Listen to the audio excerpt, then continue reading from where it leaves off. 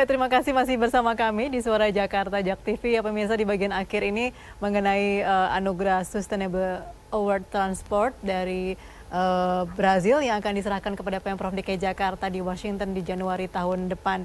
Artinya ini masih ada pekerjaan rumah nih ya Pak Yayat ya, yang harus dikerjakan oleh Pemprov DKI Jakarta dan tentu juga membutuhkan dukungan support dari masyarakat Jakarta sendiri. Ya, jadi gini, kita bekerja bukan untuk mencari penghargaan, ya, karena orang kalau sekedar bekerja untuk mencari penghargaan begitu dapat udah bisa turun lagi. Tapi bekerja untuk melayani, merubah dan membuat sesuatu menjadi lebih baik sesuai dengan prinsip wajah baru Jakarta.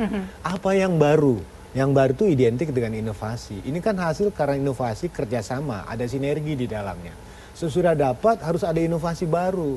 Sementara ini kan baru dapat ranking berapa. Nah, tapi menurut saya sekali lagi juara penghargaan itu adalah bentuk apresiasi dari orang lain atas kerja keras kita. Nggak pernah orang mendapatkan penghargaan kalau nggak pernah kerja ya kan, kecuali juara tidur itu bisa aja.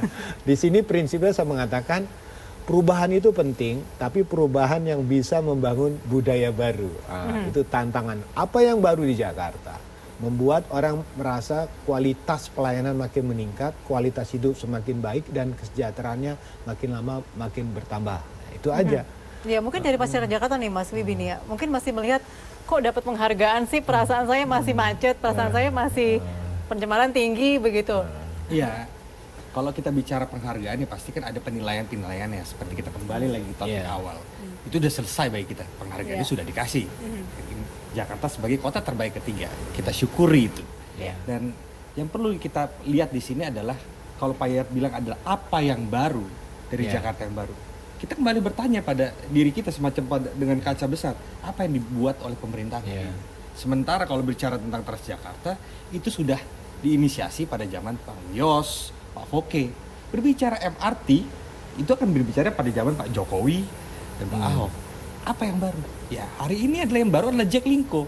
Berarti concern kita adalah integrasi itu. Bagaimana semuanya integral terkonek sehingga memunculkan adalah warga-warga yang tadinya tidak mau menggunakan transportasi massa yang besar tadi MRT itu datang ke stasiun MRT karena terhubung, connected. Sehingga muncullah orang budaya baru seperti kata Pak Yayat. Kalau kita bicara dengan manajemen traffic yang ada hari ini, tentunya ini butuh kesabaran.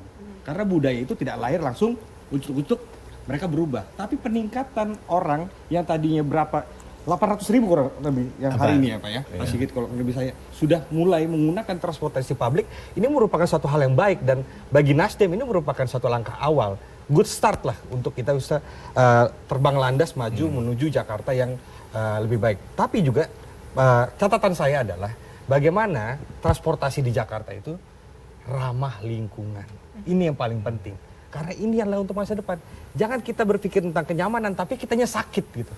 Karena kenyamanan itu tidak dapat ketika kita sakit. Kita harus sehat, Jakarta sehat. Kalau gubernur bilang mengatakan hari ini, ayo kita semua berjalan kaki. Berarti poin kedua adalah keteladanan seorang pemimpin. Wibi juga jalan kaki nanti ya. Saya kan sudah mengatakan, Pak Yayat katakan bilang, saya bermimpi akan ingin melihat orang berdasi menggunakan MRT. Saya realisasikan mimpi Pak Yayat itu seperti itu. Untuk menggunakan itu MRT itu. Karena saya dari Pondok Labu, pasti naik MRT untuk menuju Kebon Siri. Kita lihat begitu ya, ini link integrasinya begitu ya. Oke. Baik, target 60% pengguna transportasi umum di tahun 2030 nih Pak Sigit ya. Sekarang 19%. Tadi Pak Bayu juga mengakui lompatan yang cukup jauh. 10 tahun ini menurut Pak Sigit cukup? Kalau kita targetkan malah di bawah 10 tahun ya roadmap kita. Bagaimana tadi saya sampaikan pola pembangunannya tidak sequence tapi juga bisa dibuat paralel sehingga jaringannya juga akan semakin masif gitu ya. Kita manfaatkan momentum masyarakat yang makin cinta menggunakan public transport ini makin membuat struktur jaringannya juga diperluas dengan coverage layanan yang juga semakin terjangkau oleh masyarakat. Tadi Pak Yayat sampaikan bahwa bekerja itu bukan untuk mencari penghargaan gitu, tapi bekerja itu juga harus ada satu tujuan dan cita-cita gitu ya. Kalau kita bicara di tahun 2019 ini kita dapat posisi 3 besar dunia dengan transportasi terintegrasi, kita harus bersiap untuk tahun depan gitu kan. Nah, dan tentunya tidak tema yang sama, tidak bicara masalah integrasi. Kita sekarang sudah berdiskusi tentang tagline bagaimana transportasi yang berkeadilan. Karena adil itu tentu tidak hanya sekedar tumbuh, kalau misalnya tadi bicara capaian-capaian target itu growth-nya, angka-angka yang dicapai, tapi juga bisa adil, artinya inklusif untuk semua, juga proporsinya diatur dan yang pasti aturan sesuai dengan kebutuhan masing-masing. Oke, baik, kita nantikan ya tadi sesuai tagline Pak Anies, wajah baru Jakarta, tentu juga wajah baru transportasi kita. Baik, terima kasih banyak Pak Sigit, Mas Bibi dan juga Pak Yat telah bergabung bersama kami di Studio Jak TV pada malam hari ini. Dan demikian pemirsa Suara Jakarta untuk edisi akhir pekan ini. Terima kasih yang telah bersama kami. Saya Sela Wangkar pamit, sampai jumpa.